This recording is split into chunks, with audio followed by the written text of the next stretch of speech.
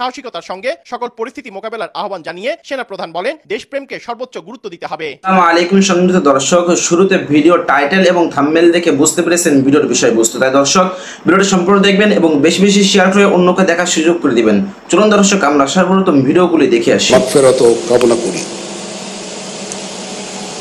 মাতৃভূমির স্বাধীনতা ও সার্বভৌমত্ব অক্ষুণ্ণ রাখার জন্য একটি দক্ষ, আধুনিক এবং দেশপ্রেমের চেতনায় উদ্বুদ্ধ সেনাবাহিনীর গুরুত্ব অপরিসীম।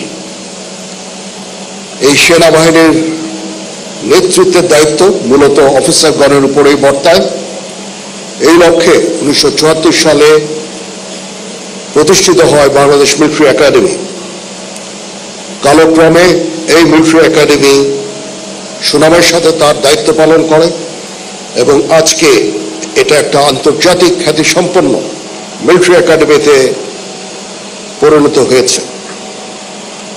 এই একাডেমি হতে কমিশনপ্রাপ্ত অফিসারগণের নেতৃত্বে শৃঙ্খলা, আনুগত্য, ন্যায়পরায়ণতা ও কর্তব্যবোধে উজ্জীবিত হয়ে বাংলাদেশ সেনাবাহিনী আজ দেশের সীমানা পেরিয়ে বহির্বিশ্বেও উল্লেখযোগ্য অবদান রেখে চলেছে। প্রিয় অফিসার ক্যাডেট বৃন্দ, আজকের দিনটা আমাদের সকলের জন্য অত্যন্ত আনন্দের, কারণ বিএমএতে দীর্ঘ 3 বছরের কঠোর পরিশ্রম শেষে আজকে তোমরা সেনাবাহিনীতে কমিশন পেতে যাচ্ছ। এই জন্য তোমাদের সকলকে জানাই আন্তরিক অভিবাদন। তোমাদের কাছে আমার প্রত্যাশা এই যে নেতৃত্বের সর্বোচ্চ গুণাবলী যেমন সততা, সত্যবাদিতা, কর্তব্যনিষ্ঠা ও কঠোর পরিশ্রম দ্বারা সেনাবাহিনীর উপরে আর অর্পিত সকল দায়িত্ব তোমরা আন্তরিকতার সাথে পালন করবে। তোমাদেরকে যে কোনো ধরনের চ্যালেঞ্জের গ্রহণের জন্য সবসময় প্রস্তুত থাকতে হবে, সামরিক চেতনা মূল্যবোধকে সমুন্নত রাখতে এবং যে কোনো সিদ্ধান্ত গ্রহণের ক্ষেত্রে দেশপ্রেমকে সর্বোচ্চ গুরুত্ব দিতে হবে। তোমাদের সাহসিকতার সাথে সকল পরিস্থিতি মোকাবেলা করতে হবে। তোমরা প্রতিনিয়ত নিজেদের সক্ষমতা এবং পেশাদারিত্ব বৃদ্ধি করতে সচেষ্ট থাকবে। প্রশিক্ষণ সমাপ্তকারী অফিসার ক্যাডেটবৃন্দ, সেনাবাহিনীর দীর্ঘদিনের ঐতিহ্য, রীতিনীতি, সুনিয়ন্ত্রিত জীবন পদ্ধতি এবং রেজিমেন্টেড লাইফকে তোমরা মনে প্রাণে গ্রহণ করে সর্বদা নিজেদের শারীরিক ও মানসিক প্রস্তুতি বজায় রাখবে। মনে রাখবে, তোমাদের উপর অর্পিত হবে সেনাবাহিনীর ভবিষ্যৎ নেতৃত্ব দানের গুরুত্বপূর্ণ দায়িত্ব। বসুন্ধরা টিস্যুতে ছাড়ের ছড়াছড়ি।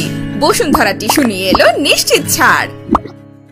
বাংলাদেশ সেনাবাহিনীর মূল মন্ত্র সমরে আমরা, শান্তিতে আমরা, সর্বত্র আমরা, দেশের তরে, এটাতে উজ্জীবিত হয়ে মাতৃভূমির স্বাধীনতা সার্বভৌমত্ব রক্ষাই হবে তোমাদের জীবনের প্রথম এবং প্রধানতম ব্রত। সেনাবাহিনী এমন একটা প্রতিষ্ঠান যেখানে শৃঙ্খলা প্রধান চালিকা শক্তি। এখানে সকল বিষয় নির্ধারিত নিয়ম, প্রথা ও অনুশাসন দ্বারা পরিচালিত হয়ে থাকে। যে কোনো বিষয়ে চূড়ান্ত সিদ্ধান্ত নিতে নিজের বিবেকের দ্বারস্থ হবে। তোমরা ভুলে যাবে না, তোমাদের গড়ে তুলতে দেশের খেটে খাওয়া মানুষের অনেক অবদান রয়েছে। মনে রাখবে, সামরিক জীবনে ধর্মীয় মূল্যবোধের চর্চা ও ধর্মীয় অনুশাসন মেনে চলার গুরুত্ব অপরিসীম, যার মাধ্যমে একজন সেনা সদস্য কর্মক্ষেত্রে নিজেকে আদর্শবান, মর্যাদাবান ও উন্নত চরিত্রের অধিকারী হিসাবে গড়ে তুলতে সক্ষম হয়। প্রিয় ক্যাডেটবৃন্দ, মনে রাখবে, তোমরা প্রশিক্ষণ শেষে নতুন জীবনে পদার্পণ করছো। সেখানে তোমাদের দায়িত্ব ও কর্তব্য অনেক বেশি। তোমরা অধীনস্থদের প্রতি সহানুভূতিশীল হবে এবং তাদের ভালো মন্দের প্রতি খেয়াল রাখবে।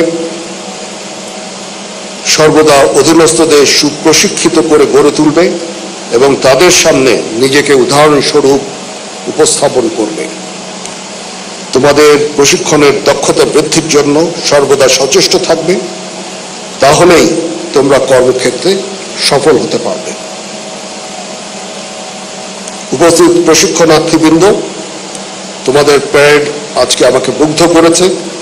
এই জন্য তোমাদের আন্তরিক ধন্যবাদ জানাচ্ছি।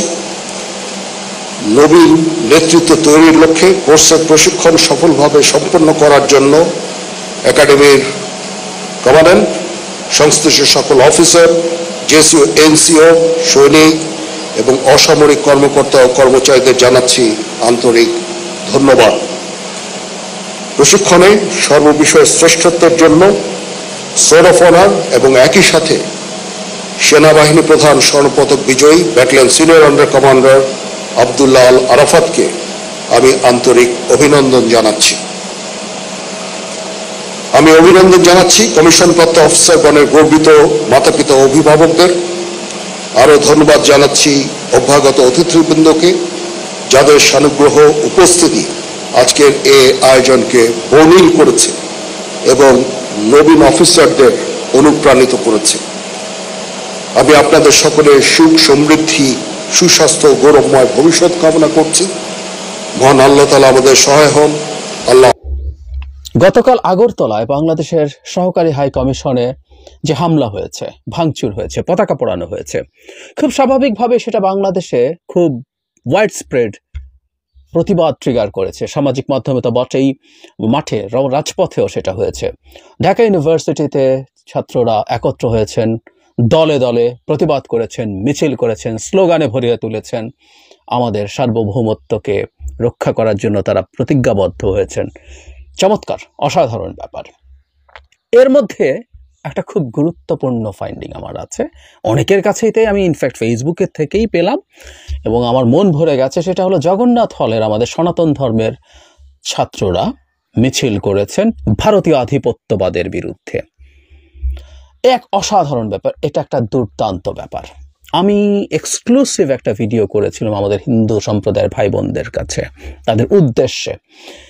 আমরা ফেসবুকে দেখছি যে বেশ কিছু হিন্দু সম্প্রদায়ের মানুষ ভারতের আধিপত্যবাদের বিরুদ্ধে কথা বলছেন, তাদের অন্যায়ের বিরুদ্ধে কথা বলছেন, তাদের শেখ হাসিনাকে পেট্রোনাইজ করার বিরুদ্ধে কথা বলছেন, বাংলাদেশের অভ্যন্তরীণ ব্যাপারে নাক গলিয়ে বাংলাদেশকে অস্থিতিশীল করার বিরুদ্ধে কথা বলছেন। কিন্তু আরও একটু বড় স্কেলে এটা দরকার ছিল। আমি বলার চেষ্টা করেছি, এটা একটা ঐতিহাসিক ক্রান্তি লগ্ন।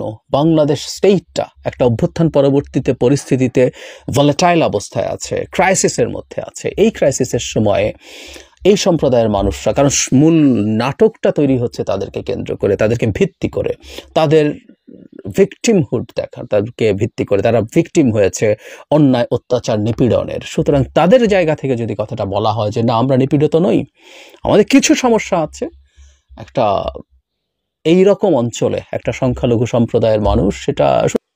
দর্শক, এই ভিডিওর বিষয়বস্তু নিয়ে আপনারা কি মতামত অবশ্যই কমেন্ট বক্সে জানাবেন। আজকে ভিডিওটি পর্যন্ত। ভিডিওটি ভালো লাগলে লাইক দিবেন, বেশি বেশি শেয়ার করে অন্যকে দেখার সুযোগ করে দিবেন। আসসালামু আলাইকুম।